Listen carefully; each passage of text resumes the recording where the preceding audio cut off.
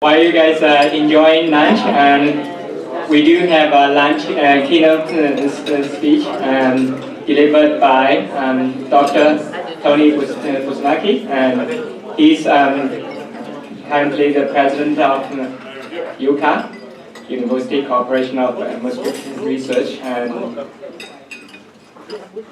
Tony is an excellent and outstanding scientist in himself and in many areas in geoscience and oceanography. He's a member of the National Academy of Engineering, and he's been administrating our science field for long. And he directed the ESIC in the center, Environmental Center, Research Center at University of Maryland before he became president of UCA. He's going to be representing the entire UCA and also the broad university to give the keynote for celebrating Warren's legacy. Thank you. It's yours.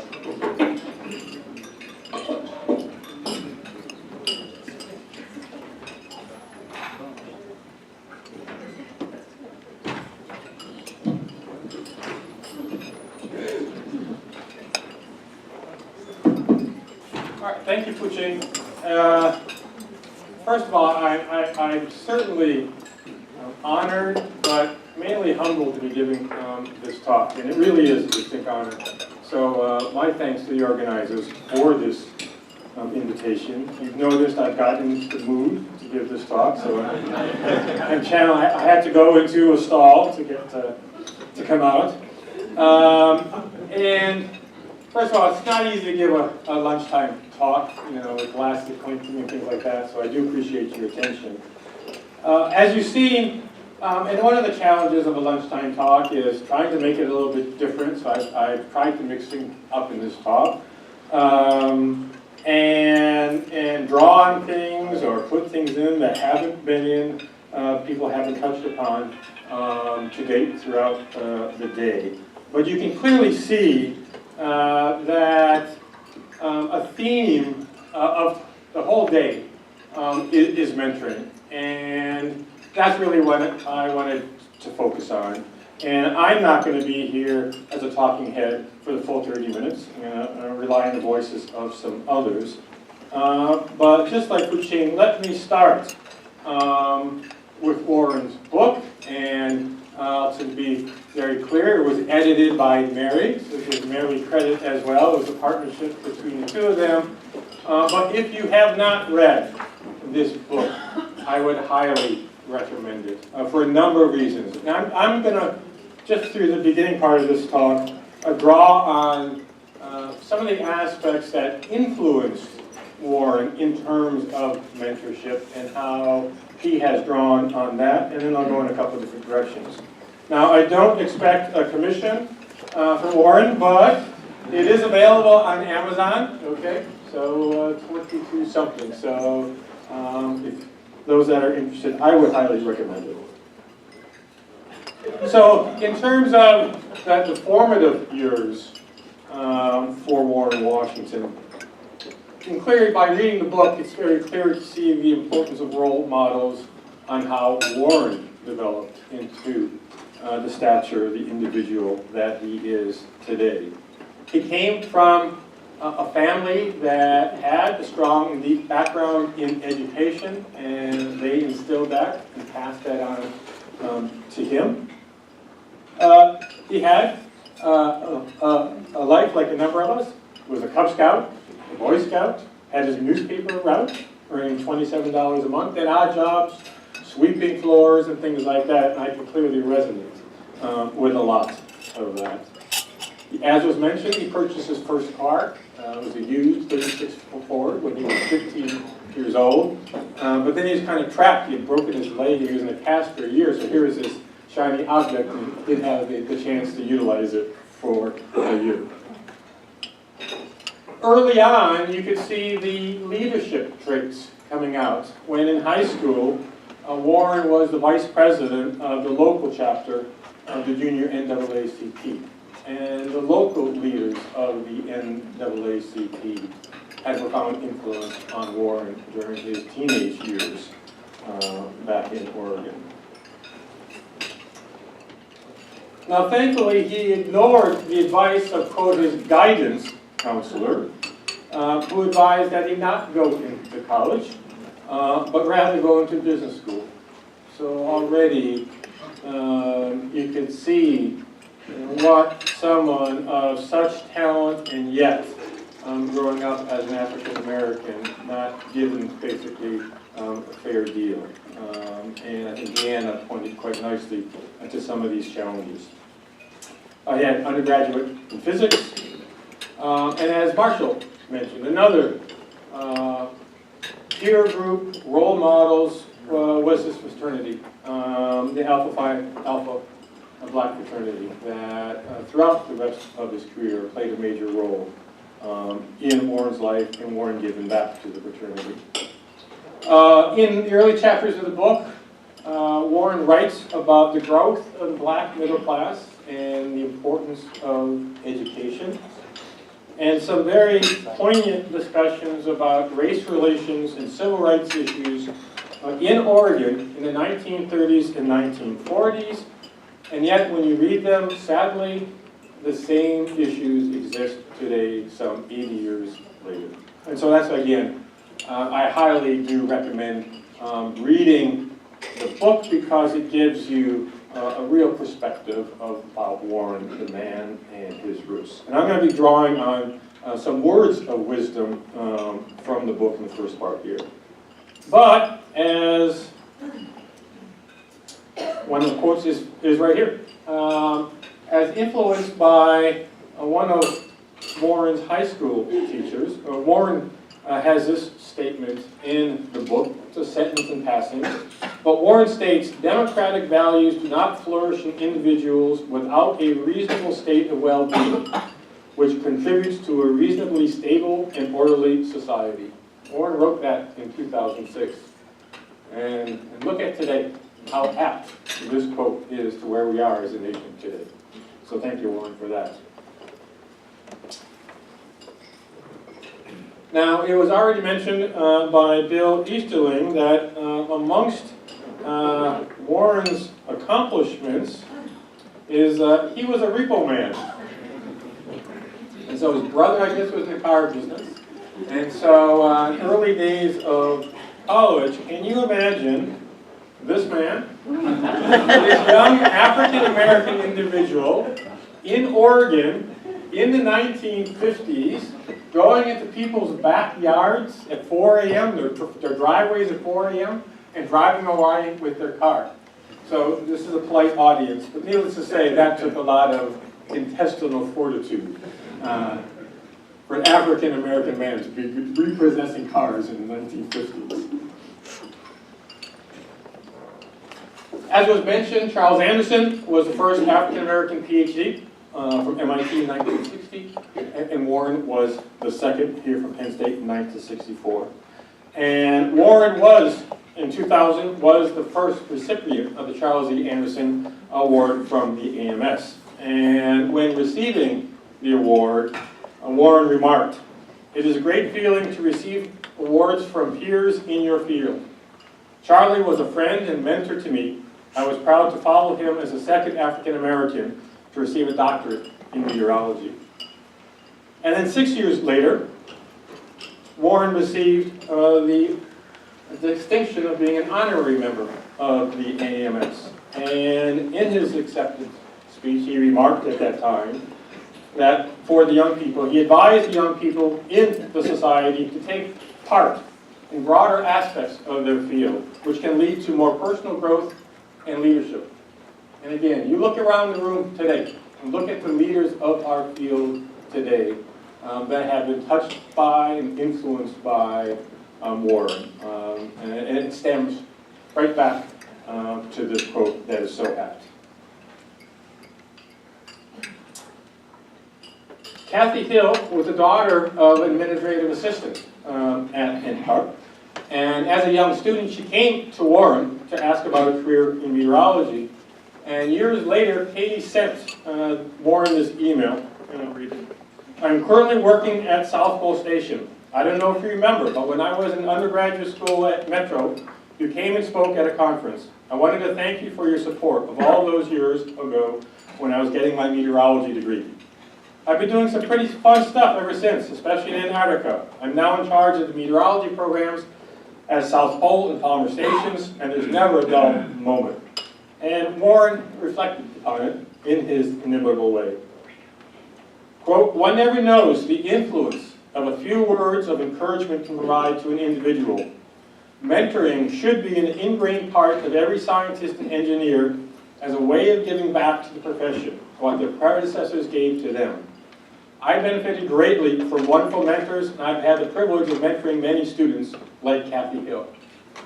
And when you think about it, those of us who are educators, we're all, one way or another, a craftsperson, a craftsman. We go back to the old guilds of reaching back and pulling forward the next generation. That is our responsibility, and that's what Warren has embodied. When I was at Maryland, the course I taught in Earth System Science, half the class was about sort of book learning, but half the class was what it means to be a practicing scientist, how to defend your research in public, how to review a proposal, how to write, and how to work in teams. Those are things I do for my major professor and brought into the classroom. So again, I think the message here is go back to the days of the guilds. We're all craftspeople in one way or another, and part of our craft as scientists, engineers, and educators is to reach back. It is our responsibility, and Warren truly embodies that. All right, now, as I said, I'm not going to be talking head for the remainder of this talk. There are a number of people that Warren has touched, and I wanted to give rise to their voices.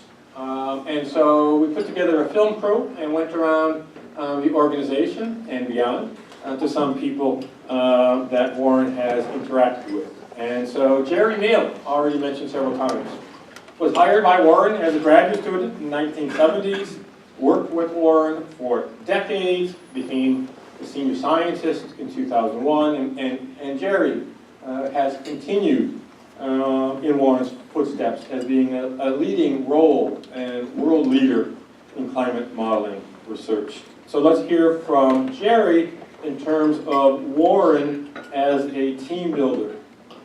He was not a dictatorial kind of guy, and in science, a lot of times there are these big egos running around, and they get very controlling, and they're very intimidating. And for him, he would form these teams by just kind of being friendly and kind of coercive in a very subtle way. But before you knew it, you were kind of doing these things on these teams with these other people without even realizing that he kind of steered you into it. And so we had this team, and we were all working on it, and we were all given a lot of responsibility. So here I am with my little master's degree, first job in science, and he goes, "Here, Jerry, start analyzing these results we're getting out of this model. What do you think?" What do I think? Well, gee, so I started looking at things and analyzing it, and then when it came time to write it, he goes, "Why don't you write this section here?" Okay, so I wrote the section, a couple sections, and then, but he was very encouraging and get people engaged and really give a lot of responsibility as parts of teams. So I think that's one thing I learned about forming teams. You form teams, you don't kind of work people around.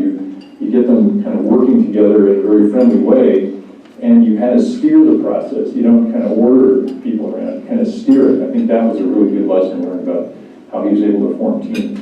In terms of mentoring, I think that was a really great way to mentor somebody. He wasn't ordering me around, but he was kind of just steering and being a kind of guiding. I think that was really valuable. Next up, Tim Barnes. As many of you know, Tim is basically one of our lead people that gives the tours at NCAR. He joined UCAR as an education specialist in the 1990s. Does a lot of work with K through 12 students. He's been working with Warren on the NCAR Undergraduate Leadership Workshop Series, as well as SOARS. I'll talk more about SOARS in a minute. And so here's Tim talking about Warren as a resource. I remember the first time Warren called me into his office. I didn't know what was going to happen. And he requested that I come visit with him. And it was just me. one-on-one with Warren Washington in his office, and he wanted to know how things were going. And I did not expect him to ask that. I wasn't sure what to say. And I told him how my experience at NCAR was going, and he asked, what are your goals while you're working here? And I'm thinking to myself, why is Warren Washington asking me about what's of interest to me? And then I realized that he really did care to see a young person who's becoming involved with the atmospheric sciences and a young African American being interested in continuing in the atmospheric sciences, and he wanted to support me in that way and always has been there. If I asked him a question, he would make time for me. And it's really great to have that type of knowledge and expertise available to me. I still am amazed that this is a resource for me, or he's a resource for me. The fact that Warren can find time or make time for mentoring and education impresses me over and over again. His ability to reach people on their level, depending on, regardless of the time in their career and their experience and their knowledge of the atmospheric sciences, he makes time to connect people to the work that he does and others, and makes climate modeling fun. Now, the SOARS program has been mentioned many times. When I took on the helm of UCAR 2 years ago, this was really one of the jewels in the crown that I inherited. And Deanna and Anthony have already done great justice to the SOARS program. And there's a number of SOARS proteges here today. Could I see a raise of hands from proteges? They were born. They were born. But again, congratulations to them. Again, SOARS is making its contribution. We all know, we've heard about the problems. And yet when I took on the organization, I would say as an organization beyond SOARS, we were not walking the talk. In my first 2 weeks in August of 2016, I realized we had no implicit bias training for our search committees. We had no equity requirement for our search committees. And so I started a diversity, equity, inclusion office. Carolyn Brinkworth is now in charge. She has a budget of $500,000. We started a culture survey for the whole of the organization because I think we have both an opportunity and a responsibility as an FFRDC to set the standard of what it means to be a diverse, equitable, and inclusion national laboratory. So, and helping to work with our member community, our member universities, to make progress together. Now, when Raj Akki heard about this presentation I was putting together, he actually flew out to Boulder to be filmed for this. So Raj was former director of the SOARS program. He's worked with Warren for a number of years to increase diversity in the atmospheric sciences, and is currently doing that as part of ADU's Thriving Earth Exchange. And so here's Raj talking about Warren as a champion of the SOARS program. He's an amazing mentor. He would take the time to invite every single SOARS protege to his office and spend an hour, hour and a half with them one-on-one to understand what they were about and where they wanted to go and to help them get there. So one of the things I think he does really well is he assumes a kind of latent potential in everyone, even if you don't realize you have it yourself. And then he connects you to the opportunities that are going to help you realize that potential. So I've seen him do that with proteges. They'll come out of his office and they'll be like, I know what grad school I want to go to, and Warren introduced me to the person I'm going to work with next year. And they went into his office thinking they weren't even grad school material. And he sees something in people, and then he holds that up before them and gives them opportunities to realize that. He's also incredibly well connected. Like, not only does everybody know Warren, but Warren knows everybody, and he's willing to leverage that on behalf of people to make introductions, to make connections. Right? I mean, here's a guy who's the chair of the board, the National Science Board that advises NSF, and he's personally investing his time in SOARS. He's personally talking about the impact and the importance of SOARS at really high levels in the National Science Foundation and beyond. And he's tying it to a whole collection of activities that are about enhancing diversity and broadening participation. And I think having someone of his stature put his sort of seal of approval on this program and demonstrate his own investment in these issues was important in the success of SOARS. Curtis Walker was a protege of SOARS about 8 years ago, and he just received his PhD this past year, and he's back at the organization as an ASP postdoc. And so here is Curtis talking about... And so I met Warren during my time in SOARS from 2010 through 2012 at various networking events, luncheons, and other interactions. He was very instrumental in mentoring some SOARS proteges as well throughout the years and helping to really keep the program going. Folks like Warren are there to guide you every step of the way and to help contribute and mentor you and help move the ball forward and pass that torch on so that your science becomes the success of the field and becomes the success of other generations yet to come. I have many fond memories of Warren interacting with the SOARS proteges at various seminars, at various luncheons. Very humble individual, willing to speak with anyone, made sure that whether you were sitting at his table or not, that he spoke to each and every one of the proteges and truly got a sense of what they were doing, what their aspirations were, and not simply maybe speaking about himself or very quickly and hurriedly going to other individuals. He definitely took time to get to know each and every person that he met. So I definitely don't think I would be here today if it wasn't for those experiences, if it wasn't for meeting him. Sometimes too, just that little push and extra kick, so to speak, to help get you there when there are many times our science seems like it's hit a dead end and you're at the end of the road, but find another avenue and keep pursuing it. I think his attitude of always keep trying, always keep going certainly has been instrumental to my present success.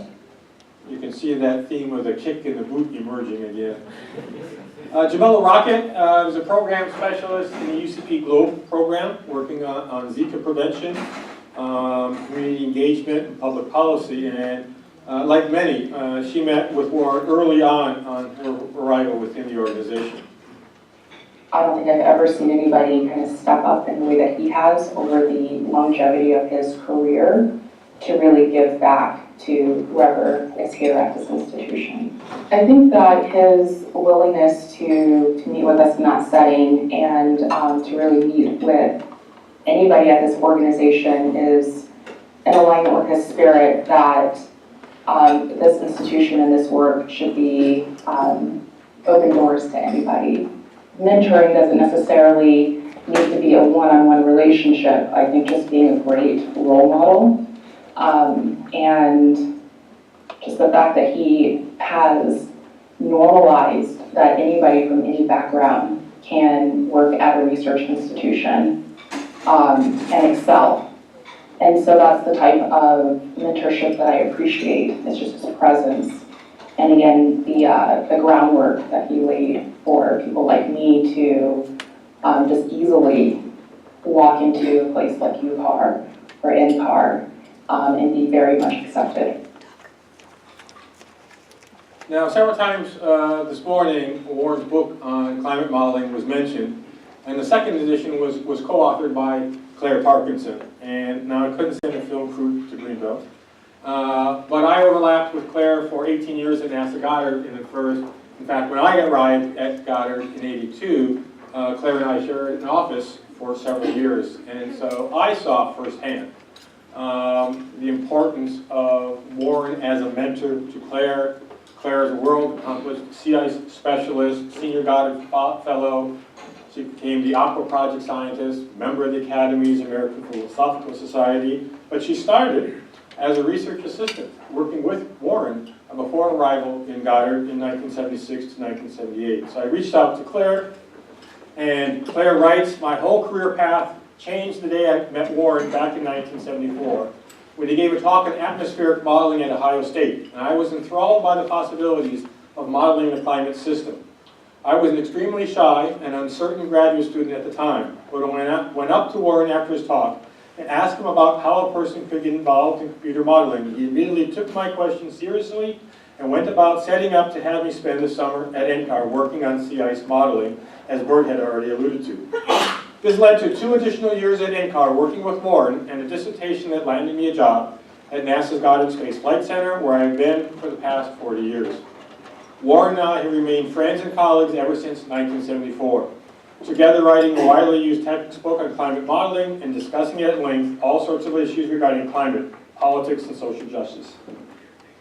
It has been tremendous for me to get to discuss with someone of Warren's stature and sensitivity both the many topics that we agree on and the few topics where we have disagreements, but always can respect the other's point of view. So in conclusion, Warren, congratulations on your illustrious career. Thank you for taking us with you on this odyssey. But more importantly, thanks for who you are and the ideals you represent. And let me leave us all with one last quote from Warren. One may never know how mentoring, being a role model, or a few words of encouragement can help influence someone's life. Let's all leave here today with these thoughts on our minds. So thanks very much.